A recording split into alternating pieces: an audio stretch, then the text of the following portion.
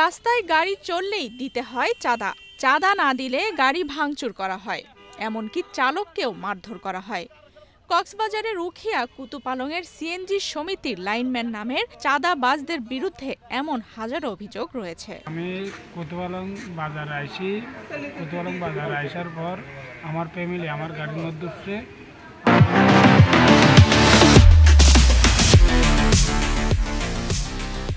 আমার ফ্যামিলি লইয়া আসার সময় লাইনম্যানে ধরিয়া চাঁদা করছে, চাঁদা না দেওয়ার জন্য। চাঁদা যখন না দিব বলছি, এই জন্য আমাকে ধরে মারছে।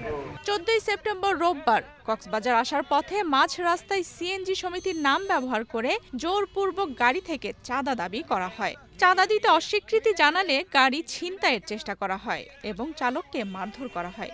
এ সময় সংবাদ সংগ্রহকালে এবং চাঁদাবাজির প্রতিবাদ করায় স্থানীয় সাংবাদিক আব্দুর রহিমের উপরও চাঁদাবাজরা হামলা চালায়। আমি আব্দুর রহিম, জাতীয় দৈনিক সময় বায়ান্ন পত্রিকার স্টাফ রিপোর্টার। আজকে আমি আমার ফ্যামিলিকে নিয়ে কুতুপালং হসপিটালে যাই। হসপিটাল শেষে আমি বাড়ির উদ্দেশ্যে রওনা দিই। সিএনজিতে ওঠার পরে হঠাৎ কিছু লোক কুতুপালং স্টেশনে আমার সিএনজিটাকে দাঁড় করায় এবং চাঁদার দাবি করে। ওইখানে আরও 2 জন যাত্রী ছিল। ওইখানে কক্সবাজারের যাত্রী থাকলে নাকি ওইখানে যাত্রী উঠলে নাকি চাঁদা দিতে হয়। তখন আমি ওনাদেরকে রিকোয়েস্ট করে অন্য যাত্রীদেরকে নামিয়ে দিই এবং ওনাকে বলি আমার পরিচয়টা দিই, আমি একজন জার্নালিস্ট এবং এই সিএনজিটা আমার ছোটো ভাইয়ের, আমার ফ্যামিলির। আমি হসপিটালে গেছিলাম, এখন হসপিটাল শেষে আমি বাড়িতে যাচ্ছি, কিন্তু ওনারা শুনতে নারাজ। ওইখানে ওই কুতুপালংয়ের মতো স্টেশনে গাড়ি চললে তাদেরকে চাঁদা দিতে হবে। আমার প্রশ্ন প্রশাসনের কাছে, এই কুতুপালংয়ে চললে কি গাড়ি চললে কি চাঁদা দিতে হয়?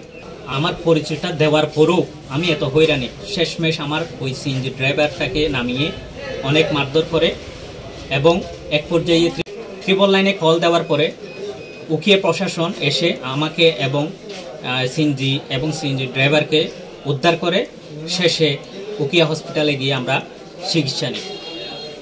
ঘটনার সময় ভুক্তভোগীরা 999-এ কল করলে উখিয়া প্রশাসন ঘটনাস্থলে পৌঁছে যাত্রী ও চালককে উদ্ধার করে।